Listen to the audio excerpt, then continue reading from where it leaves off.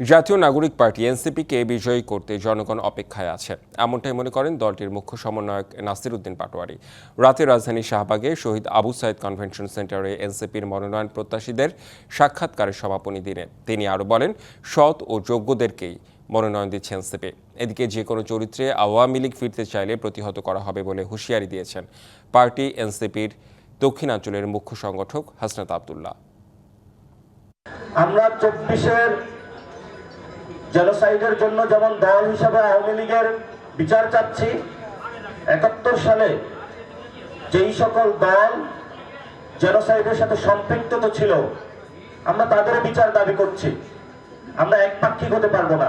যারা আওয়ামী লীগকে ফিরিয়ে আনার আলাপ দিচ্ছেন, আপনাদের আলাপ হাসিনার বিচারের পরে ওই আলাপটা প্রাসঙ্গিক হইতে পারে। আগে ফাঁসিটা হোক, ফাঁসির হওয়ার পর আমরা এটা বিবেচনা করব যে আমরা আওয়ামী লীগ কি আসবে কি আসবে না, নির্বাচন করবে কি করবে না।